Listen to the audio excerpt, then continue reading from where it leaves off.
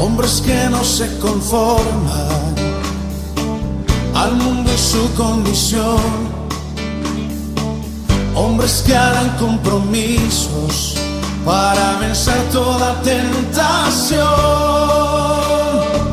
Hombres que sean ejemplo de amor, justicia y verdad. Hombres que cambian su mundo y no se dejan por él cambiar. Dios está buscando, Dios está llamando hombres que quieran su mundo impactar, las buenas nuevas de Cristo llevar. Dios está buscando, Dios está buscando, Dios está llamando hombres que quieran a Dios agradar, hombres que quieran su vida entregar a Él. Tanto física de naciones como también angelical, donde Satanás va a ser atado por 1000 años por el arcángel Miguel. Gloria a Dios. Nosotros tenemos que ser guerreros. Esta mañana decía el pastor Manuel, decía, es que los cobardes no heredarán el reino de Dios. Y eso lo dice la Biblia. Los cobardes no heredarán el reino de Dios. Y Satanás quiere sembrar temor. Satanás lo que quiere es que con sus apariencias, que la gente diga, pero es que él tiene mucho poder. Eso es pura mentira, son apariencias. Eso es lo que quiso hacer ese paladín, ese gigante Goliat, que con su estatura y sus apariencias quería sembrar temor y tenía atemorizado al pueblo de Israel por las apariencias. Pero nosotros no miramos las apariencias. Nosotros somos como el Señor. Nosotros miramos es el corazón. Cuando a David lo iban a nombrar rey, Samuel miraba las apariencias y le decía, este sí es, porque lo veía muy fuerte, muy grande, y eso le decía, ese no es. Pasaron todos y al último falta uno, el más insignificante, David, que estaba pastoreando ovejas, y cuando llegó el Señor dijo, ese es. Y dice ahí en el texto, en el pasaje, Dios no mira las apariencias, Dios mira el corazón. Y David tenía un corazón conforme al corazón de Dios. Dios mira ese corazón, mis hermanos. Por eso hay que tener un corazón. Tenemos que tener un corazón como el corazón de Dios. Yo sé que David tuvo dificultades, David tuvo problemas. Eso es una realidad. Él tuvo algunas fallas. Pero David tenía un corazón conforme al corazón de Dios. Dios quiere pastores, siervos, que tengan un corazón como el de Él. ¿Cómo es el corazón de Dios? Misericordioso, perdonador, amoroso. Ese es el corazón de Dios. Y David tenía ese corazón. David era perdonador. Saúl quería matarlo, pero David le decía, líbrame, Señor, de poner la mano contra el ungido de Jehová. Después de que lo perseguía, era perdonador. David era tan misericordioso que él dijo, yo quiero hacer misericordia de Dios. ¿Quién quedó de Jonathan? Ellos habían hecho un pacto. Quedó un hijo, Mefiboset, está lisiado de las 2 piernas. Tráigale, porque yo voy a hacer misericordia de Dios. Y lo sentó a la mesa. Y ustedes también son llamados a sentarse en la mesa con el Señor. Amén. Porque tenemos un corazón conforme al corazón de Dios como el de David, misericordioso, perdonador. Absalón, su hijo, le dio un golpe de estado, lo destronó. Y cuando murió Absalón, le dijo David, Absalón, Absalón, hijo mío, cuánto quisiera yo estar en tu lugar. El general del ejército le dijo, pero ¿cómo así? Pero si él te persiguió, pues, y nosotros también defendiéndolo a usted, y usted clama. Pero él lloraba, a pesar de que lo había destronado, a pesar de que lo pusieron a subir el monte de los olivos descalzo y le tiraban piedra. Pero él era perdonador, era amoroso. Mis hermanos, eso es lo que Dios quiere con nosotros, que tengamos un corazón conforme al corazón de Él. De pronto algunos tendrán fallas, David también las tuvo, pero El Señor es misericordioso. ¿Cuántos de aquí son productos de la misericordia de Dios? Yo soy producto de la misericordia de Dios. Yo le dije, Señor, ten misericordia de mí. Y Él dijo, yo voy a tener misericordia de ti porque yo tengo misericordia del que yo quiera tener misericordia. Y tuvo misericordia conmigo. Y le dije, gracias, Señor. Es que, mis hermanos, hay muchos ataques del enemigo, pero en esos momentos tan difíciles por los que pasa uno, el Señor tiene misericordia y lo fortalece y lo guarda y lo cuida, lo levanta. Eso es la misericordia de Dios. Es muy, muy maravilloso el Señor. Bueno, me tocó en la primera predicación reverdeciendo el reino de Dios en las naciones. Es una palabra maravillosa, es una palabra poderosa. Reverdecer el reino. Sabemos que el reino de Dios lo trajo Jesucristo acá a la tierra. Jesucristo implantó el reino. El reino de Dios no estaba en el Antiguo Testamento. El reino de Dios llegó con Jesucristo como el rey, porque Jesucristo cuando vino, Él vino como rey. Él nació como rey. Los magos, los reyes de Oriente preguntaron, ¿dónde está el rey de los judíos que ha nacido? Jesucristo nació como rey, vivió como rey, pero ese pueblo de Israel no lo recibieron como rey, no supieron discernir. Ellos pensaron que iba a venir lleno de pompa, lleno de riqueza, lleno de poder, pero es un reino espiritual realmente el que trajo el Señor, porque Él dijo, el reino de Dios está entre vosotros. El más pequeño en el reino de Dios, mayor es que Juan. Pero dentro de los hombres, mayores que Juan, que cualquiera. Pero en cuanto al reino, el reino de Dios llegó con Jesucristo. Es como la paternidad llegó con Jesucristo. En el Antiguo Testamento nadie le decía a Dios Padre, pero con Jesucristo nosotros empezamos a decirle Padre, empezamos a tener esa paternidad, porque Jesucristo nos hace hijos de Dios. Dice el Evangelio de Juan, capítulo 1, 12. Que todo aquel que lo recibe y cree en Él le da la potestad de ser hecho hijo de Dios. Y porque nos mete dentro del linaje. Y a la final termina en la genealogía, en el linaje de Cristo, termina diciendo hijo de Adán, hijo de Dios. Jesucristo nos hace hijos de Dios. Y empezamos a llamarlo Dios. Y yo les digo, tengan sentido de pertenencia. Jesucristo nos dice, díganle Padre mío. Cuando somos muchos como acá, digámosle Padre nuestro. Pero como estamos solos en el aposento, ahí cerrada la puerta, digámosle Padre mío. Sentido de pertenencia. Señor, tú eres mi Padre divino. Y que Dios nos diga, mío eres tú. Te puse nombre, mío eres tú. También en ese sentido de pertenencia, ¿cierto? Es una bendición muy grande. Bueno, Apocalipsis capítulo 11, versículo 15 al 17, dice así la palabra del Señor, que el séptimo ángel tocó la trompeta y hubo grandes voces en el cielo que decían, imagínense la séptima y última trompeta, los anuncios, el chofar, la trompeta, está la fiesta de las trompetas. ¿Sabe que en el cielo, para estos tiempos proféticos, se van a dar todas esas fiestas? Y ustedes se van a quedar sorprendidos. Por las fiestas es que el Señor me muestra cuál fue la fecha del nacimiento de Jesús, por las fiestas. Jesucristo nació en la fiesta de los tabernáculos. Es demostrado en la Biblia. Y eso lo celebran en Israel para finales de septiembre y principios de octubre. Por las fiestas se da uno cuenta de todo.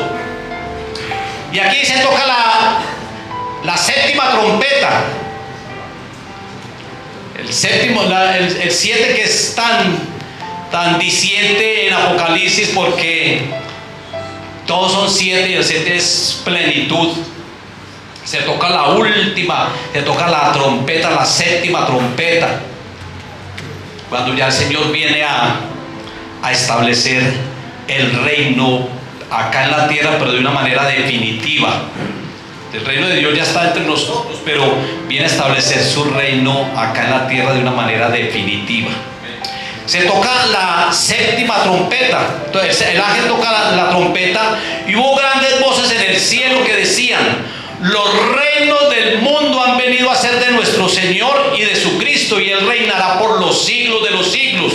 Y los 24 ancianos que estaban sentados delante de Dios en sus tronos, que en el capítulo 4 también nos los mencionan, y nos mencionan también a los 4 seres vivientes, que también es de mucha bendición ver esos querubines ahí adorando al Señor, con cara de hombre, con cara de león, con cara de buey, con cara de siervo, alados todos, así como Satanás era antes de la caída, un querubín protector, perfecto fue en todas sus cosas, pero le entró mucho orgullo y se rebeló contra el Señor. Dice los 24 ancianos que estaban sentados delante de Dios en sus tronos se postraron sobre sus rostros y adoraron a Dios. En el capítulo 4 es una adoración al Señor, pero aquí también ellos lo adoran porque ya Él toma el poder y toma el reino y será rey por los siglos de los siglos. Siempre lo ha sido, porque el reino de Dios es eterno. Así como el rey existe, toda la vida ha existido, porque no tiene ni principio ni fin, su reino también. No puede haber un reino sin un rey. Están juntos siempre. Siempre ha existido el reino de Dios. Y ellos se postraron delante de sus rostros y adoraron a Dios. Dice en Apocalipsis 4 que ellos tenían las coronas y se postraron y lo adoraban y ponían las coronas delante del rey. ¿Saben qué, mis hermanos? Esa es la verdadera adoración. La verdadera adoración es cuando uno se rinde y se postra delante del Señor. Adoración es uno postrarse delante del Señor y humillarse. Adoración es que el Señor nos da a nosotros credenciales. Adoración es que el Señor nos da a nosotros posición, y nos da coronas. Hay coronas para los siervos. Pero una adoración es que yo llego y me postro delante del Señor y digo: Señor, esta corona de honra que me diste te pertenece a ti, Señor. Y ellos cogían la corona y decían: esta corona es tuya, Señor, la honra, el poder, todo es tuyo. Esa es la verdadera oración, es una rendición. Ellos se postraron y colocaban las coronas delante del rey. Ellos se quitaban. Hay que quitarnos las credenciales muchas veces. Es que lo que más le duele a Dios es que las personas se den la gloria a sí mismos. Y eso le pasó a Nabucodonosor. Se dio la gloria a sí mismo. ¿Y sabe qué hizo el Señor? Lo puso a comer pasto como las aves del cielo. Le quitó el reino. Él tuvo un sueño con un árbol muy alto y le quitó el reino y lo puso a comer pasto. Él dejó la cepa del árbol, quedó ahí. Y Daniel le dice: quedó la cepa del árbol. Eso quiere decir que tu reino va a ser restituido posteriormente. Y fue restituido cuando él reconoció y dijo: el Señor es el que pone reyes y quita reyes. El Señor es el Todopoderoso. Y escribió carta a todas las naciones: crean en el Dios de Daniel, ese es el verdadero Dios. Empezó mal, pero terminó muy bien. Hay personas que empiezan mal y terminan bien, o hay personas que empiezan bien y terminan muy mal, y eso no debe ser así. Una persona que empezó muy bien y terminó muy mal fue Salomón, que dijo: pero Salomón, ¿por qué hizo eso? Empezó construyendo un templo en Jerusalén para el Rey de Reyes. Ese templo era sagrado, donde estaba la gente. Daniel estaba por allá en Babilonia y él abrió las ventanas y siempre en dirección a Jerusalén, porque allá estaba el templo, porque había una promesa para aquellos que adoraran desde el templo. Y Nabucodonosor le hizo un templo al Señor, pero terminó haciéndole templo a los Baales. Las mujeres le hicieron desviar el corazón a Salomón. Empezó muy bien, pero terminó mal. Dice: hermano, nosotros tenemos que empezar bien, pero terminar bien. Amén.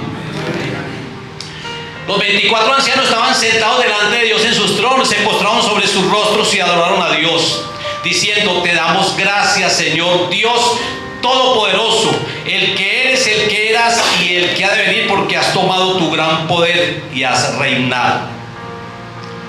Satanás llevó a Jesucristo a un monte muy alto, a Samaria, al monte donde los samaritanos, que eran los 10 tribus de Israel, tenían un monte allí, y allí era donde adoraban. Entonces la mujer samaritana le dice al Señor: Señor, ¿dónde es que se debe de adorar? ¿En este monte o allá en Jerusalén? Y el Señor dice: ni en este monte ni allá en Jerusalén. Hay que adorar al Padre en espíritu y en verdad, porque tales adoradores el Señor busca que le adoren. Satanás lo llevó a ese monte alto y le mostró todos los reinos del mundo, y le dice: mire, todos estos reinos me fueron entregados, y yo te los doy a ti si postrado me adorares. Donde la mujer le dice: ¿es en este monte donde se debe de adorar o es en Jerusalén? Cuando Jesucristo lo vence, porque Jesucristo le dice,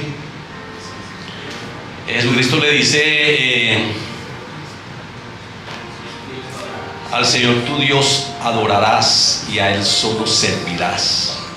Después lo llevó al pináculo del templo, a Jerusalén, donde la mujer le decía: es en Jerusalén donde se va a adorar, y lo subió al pináculo del templo. Ahora, Él fue llevado en el Espíritu, así como fue llevado Juan al cielo. Él no fue físicamente, pues, que se subió por ahí en el pináculo del templo ni nada. Las tres tentaciones fueron en 3 lugares distintos, pero Él fue llevado a Jerusalén también. Él le mostró todos los reinos y se los ofreció. Mejor dicho, es lo que siempre hace Satanás, es tentar a través de esas 3 tentaciones, de los deseos de los ojos, los deseos de la carne y la vanagloria de la vida. El Señor le dice: bueno, si tienes tanta hambre, convierte esas piedras en pan para que coman, los deseos de la carne. Allá le muestra todos los reinos del mundo, se los mostró para que los vieran. Mire, todos estos reinos yo te los voy a dar. Los deseos de los ojos y la vanagloria de la vida. Si eres hijo de Dios, como le digo a Eva y a... Si ustedes son hijos, ustedes van a hacer mentiras, que Dios es muy mentiroso. Ustedes serán semejantes a Dios. Y a Jesucristo también le hizo así. Pero Jesucristo no cayó y le aplicó la palabra. Mire que los ángeles vienen y te recogerán para que tu pie no tropiece. Cuando el Señor le había dicho a Jesucristo ahí, porque es en Mateo 4 donde está todo el pasaje, le dice: tú eres mi hijo muy amado, en ti tengo complacencia.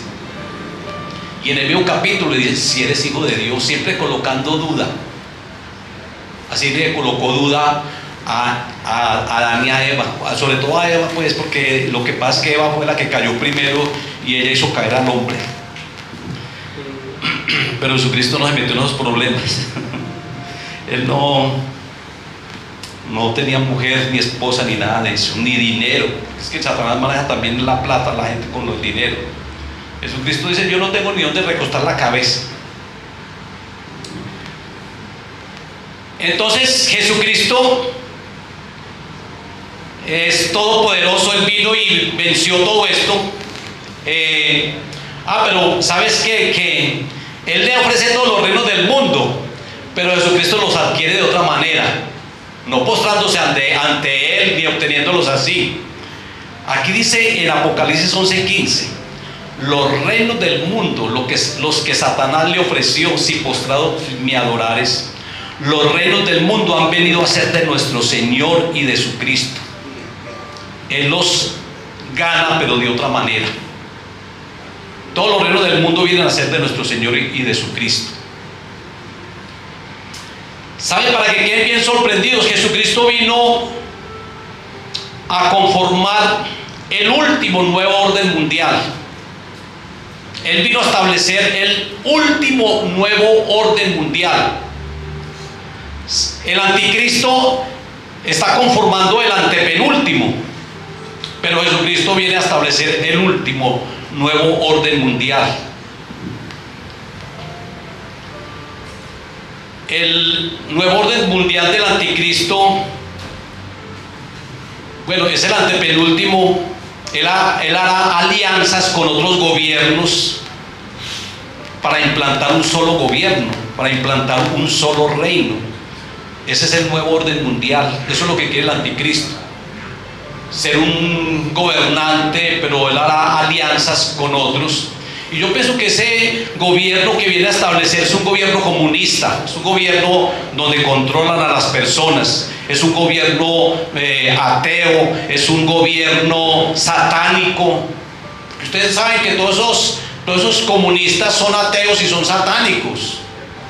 Y eso es lo que se está ahora estableciendo en todas partes. Aquí en Latinoamérica ya todos los países están siendo comunistas o de izquierda. Y todos esos presidentes, todos esos son satánicos. En China es un satánico. China es un satánico y ellos adoran ese dragón. Y ellos dicen que ellos vienen del dragón. Rusia, comunista.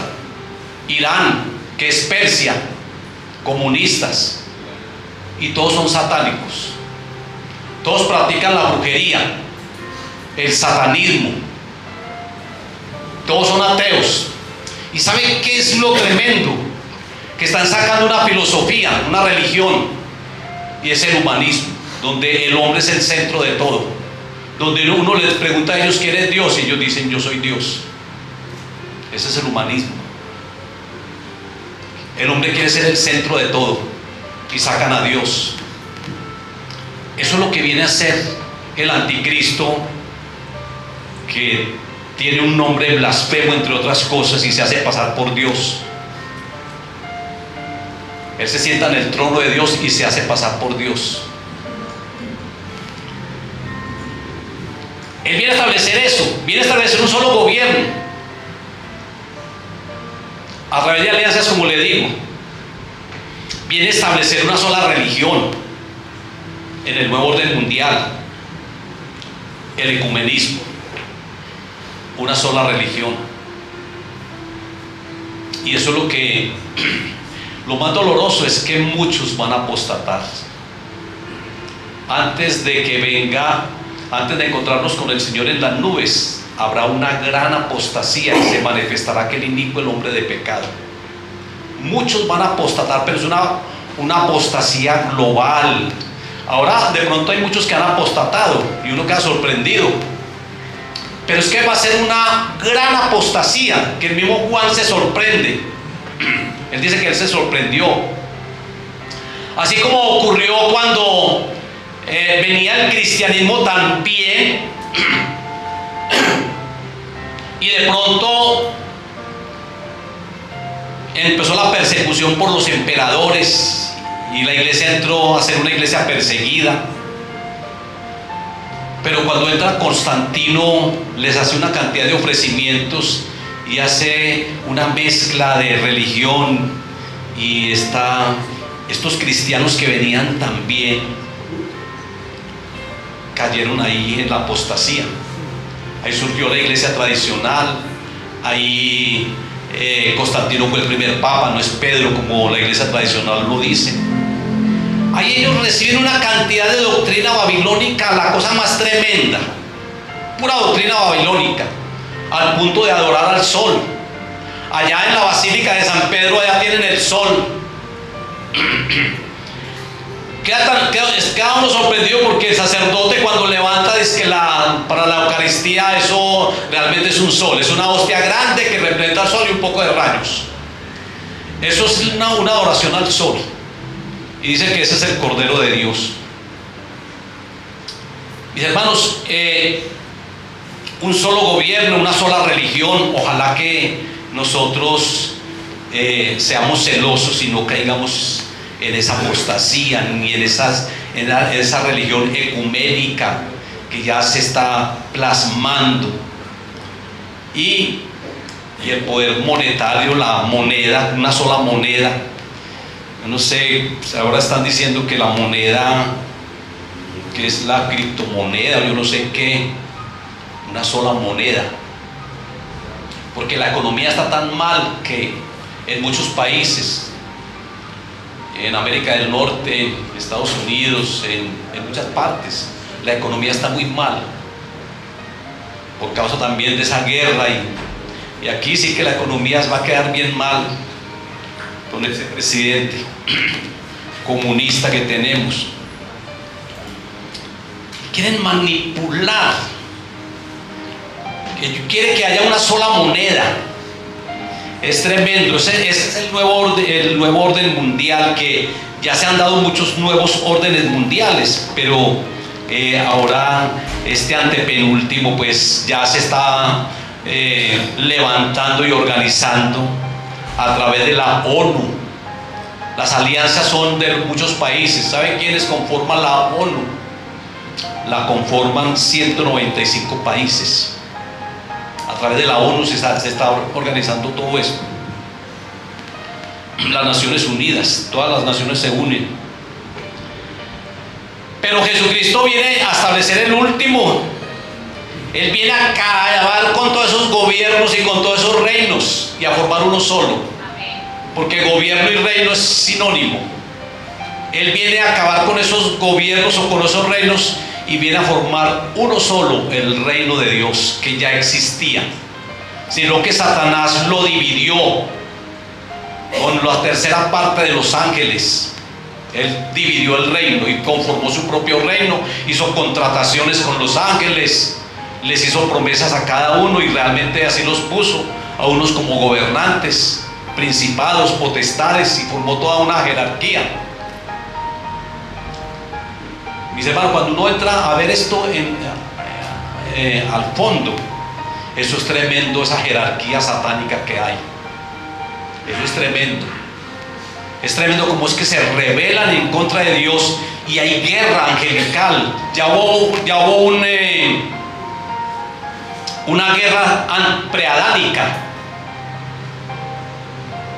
Ya hubo esa guerra angelical.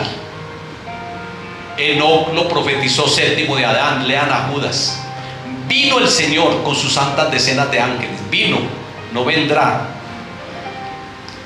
Y hubo esa guerra. Hubo un Armagedón, porque el Armagedón, recuerde que va a ser angelical y va a ser terrenal. Ya hubo un Armagedón. Y Jesucristo vino a traer juicio y acabó con todo. Acabó con todo.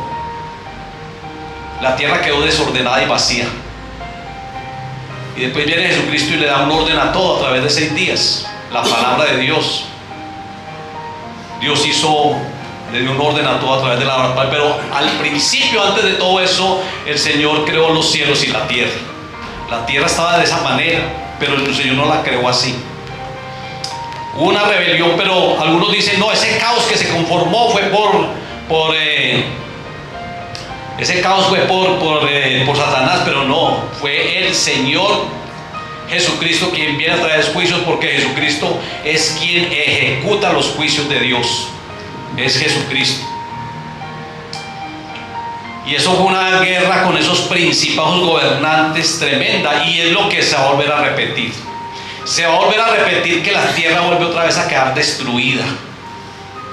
Y el Señor viene otra vez a organizarla. Habrá nuevos cielos y habrá nueva tierra. El Señor vendrá a organizarla otra vez. Pero va a quedar destruida completamente como al principio. Se vuelve a repetir la historia, mis hermanos. Satanás va a ser encadenado. Miguel siempre es el que está ahí. Miguel siempre es el que está ahí. El gran príncipe, como dice Daniel. En Daniel también está. Daniel es un libro apocalíptico y también nos habla de Miguel, el gran príncipe, el que viene a atar a Satanás, a todos los demonios y a destruirlos. Entonces Jesucristo viene a cancelar esos poderes, esos gobiernos políticos, viene a acabar con todo eso para conformar uno solo, como era al principio.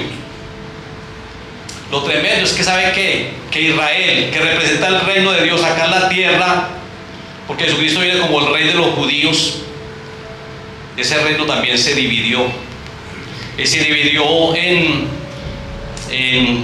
dos. Unos 10 tribus se fueron para el norte, para Samaria, y las 2 tribus, Judá y Benjamín, para el sur. Y el Señor dice, a Israel le dice, en Isaías la llama la Virgen, le dicen a Israel. Y el Señor dice, Habla de las 10 vírgenes, de esas 10 tribus del norte de Samaria. Habla de esas 10 tribus, las 10 vírgenes, las insensatas y las prudentes. Pero bueno, el Señor viene a unificar también ese reino que está dividido y que ahora ya cada uno fue expatriados. Ahora ya tienes una patria muy pequeñita, pero el Señor va a recoger a todos y eso va a ser una señal para el fin. Y los apóstoles le dicen: Señor, vas a restaurar el reino de Israel en este tiempo. Y Él dice: no les toca a ustedes saber los tiempos ni las zonas, porque el Señor va a restaurar, va a reverdecer el reino de Dios acá en la tierra a través de Israel.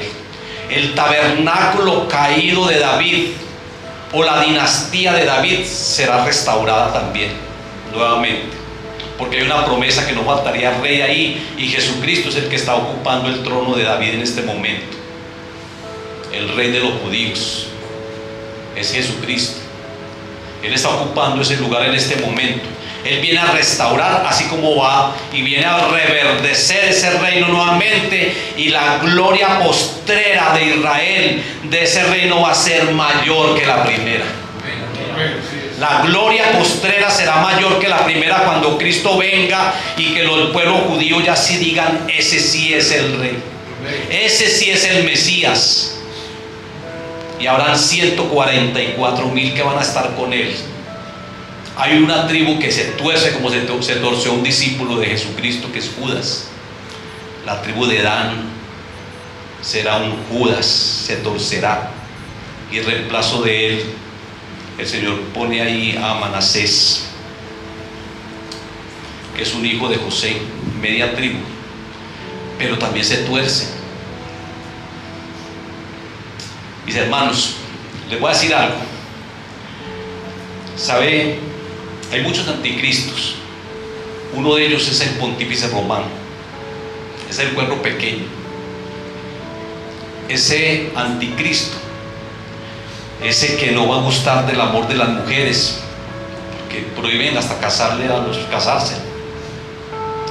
Ese que tiene un nombre blasfemo acá, que dice Santo Padre. Es un nombre blasfemo, porque Padre no hay sino uno, y ese es más pecador y más perseguidor de los cristianos que cualquiera.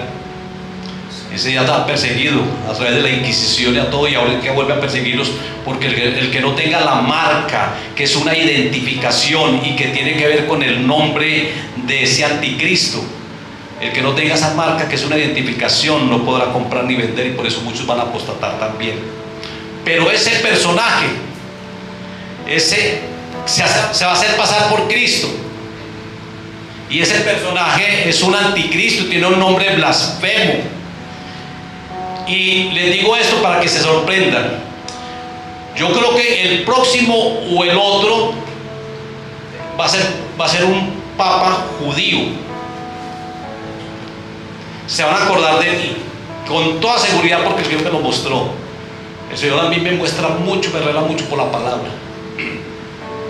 Se van a acordar de mí que el próximo o el otro papa va a ser judío, y él va a mandar a construir el templo y va a hacer alianza con los musulmanes, porque los musulmanes están en el lugar donde debe estar el templo. Allá tienen una cúpula, tienen un templo allá, y eso, ahí va a quedar el templo. Es otra de las señales del fin. Pero mis hermanos, ese va a salir de nosotros, porque el anticristo va a salir de nosotros y va a ser del pueblo de Israel, va a ser judío. Saldrá de nosotros, dice la palabra, como Judas. ¿Saben por qué yo digo? Es un tipo de Judas, porque en Hechos dice que y aquel inicuo, el hombre de pecado, se fue a su lugar que le correspondía, hablando de que Judas pues se ahorcó y que se reventó y se le salieron puestos. Y Pablo nos dice: y antes de encontrarnos con el Señor en las nubes, no se dejen engañar, porque vendrá una gran apostasía y se manifestará aquel inicuo, el hombre de pecado. El mismo nombre que recibe Judas, que era de la misma tribu, de los mismos 12 del ministerio de Jesús, y que Jesucristo a Judas también le dio poder y autoridad para echar fuera demonios, para hacer milagros y todo eso. Es que Judas también era con los 12 y el Señor los delega también a Judas. Judas también participó en todo, tenía autoridad también delegada por el Señor. Este pontífice va a hacer unos milagros tan grandes que va a engañar a muchos, porque él va a salir de nosotros. Es que el pontífice era de nosotros, ellos porque torcieron y apostataron, y él salió a la iglesia tradicional católica, pero ellos eran de nosotros, sino que apostataron y ahí salió el papado. Este es de nosotros, él va de nosotros, pero va a apostatar, mis hermanos, pero va a ser un pontífice, va a engañar a tanta gente, va a hacer tantos milagros que muchos van a ser engañados. Dice que aún los escogidos serán engañados. Le va a dar poder a la imagen, y la imagen empieza a hablar todo eso. Van a haber tantas señales y muchos van a decir, ese es el Cristo. Pero cuando el Señor dice, cuando digan que aquí está el Cristo, no crean. O que está allí, no crean. Porque habrá muchos anticristos. Ahí yo creo que me estoy extendiendo mucho. Pero es que esto es muy bueno, porque el Señor viene a cancelar no solamente este gobierno, sino que también el Señor viene a cancelar todas esas religiones. ¿Y sabe de dónde salieron todas las religiones sectas? Salieron de Babilonia. De Babilonia salieron, de la Torre de Babel. La Torre de Babel no era así que fuera a alcanzar, era por allá el segundo cielo, por entrar, sino que era un telescopio hecho con ladrillo. Y ellos empiezan a estudiar las estrellas, y allá sale la doctrina babilónica, que es tan tremenda. La doctrina babilónica es tremenda. O sea que Babilonia no solamente es política, Babilonia no solamente es religiosa, Babilonia también es economía también, porque cuando Babilonia vaya a ser destruido, los mercaderes harán lamentación por aquella Babilonia que, hermanos, el Vaticano, la ciudad del Vaticano, tienen el dinero que usted no se imagina. Tienen mucho dinero, tienen empresas camufladas, tienen mucha plata, mucho dinero. La Babilonia, la madre de las rameras, del ecumenismo, porque muchas religiones se van a unir a ella, y ella va a ser la madre de las rameras. Jesucristo viene a destruir a esa Babilonia, viene a destruir ese gobierno político, porque es que el Papa con el clero, con el gobierno hicieron alianzas también.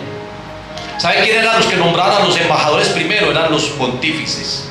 Para que lean la historia de la iglesia, cogieron tanto poder los pontífices que ellos excomulgaban, ellos nombraban y coronaban a los emperadores, el gobierno y la religión juntos. Tres gobiernos,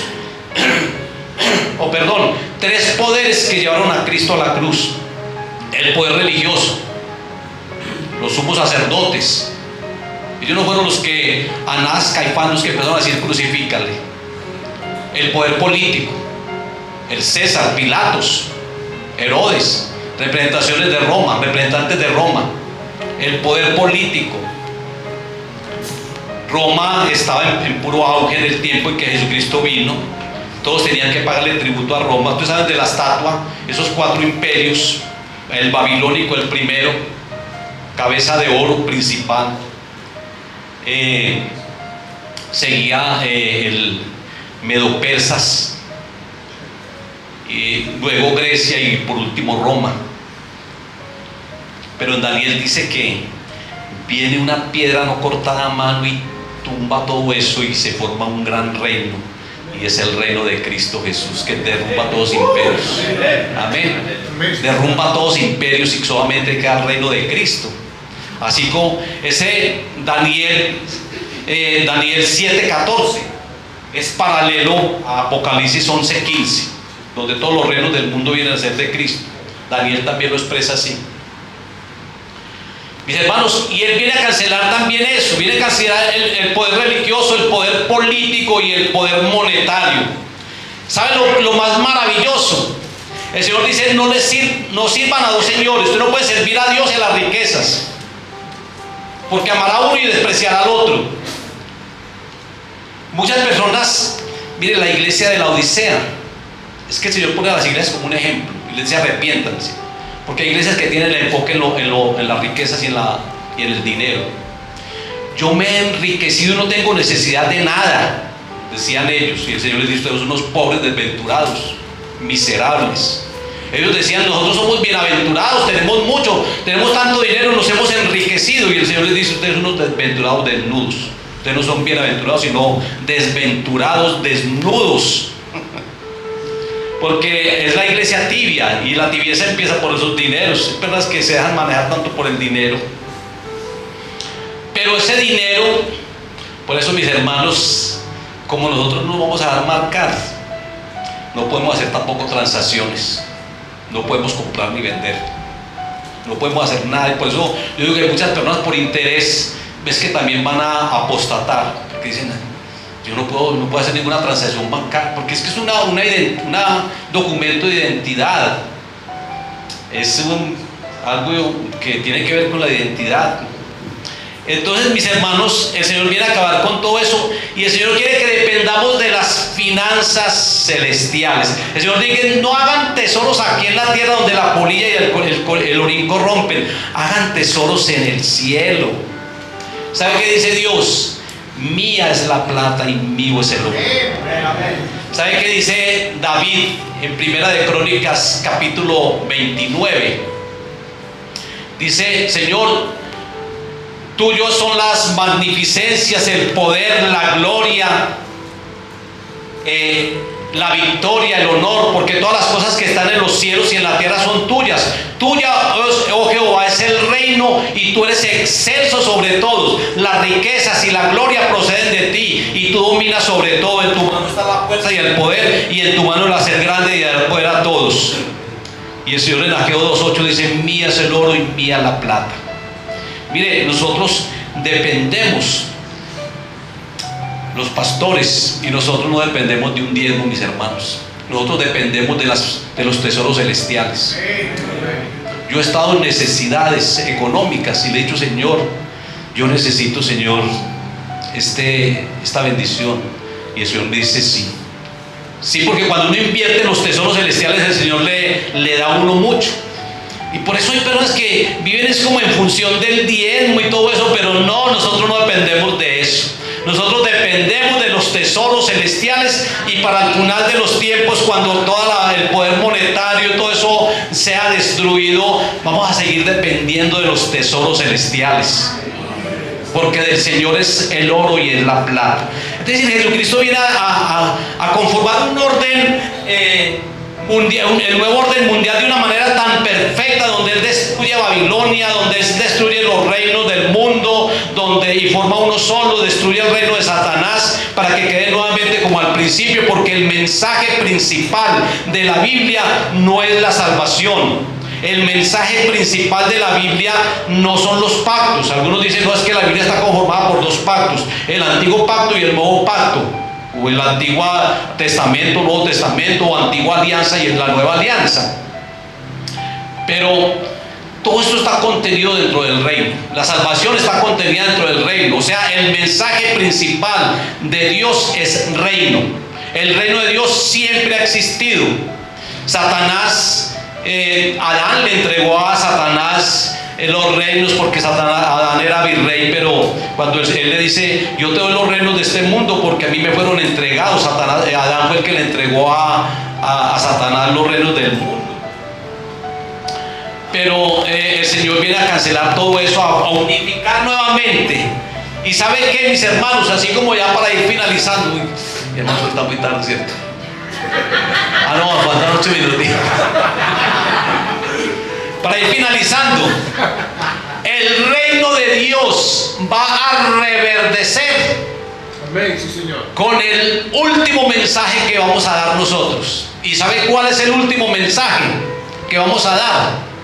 Vamos a predicar el evangelio del reino en todas las naciones, y viene el fin. Es el último mensaje.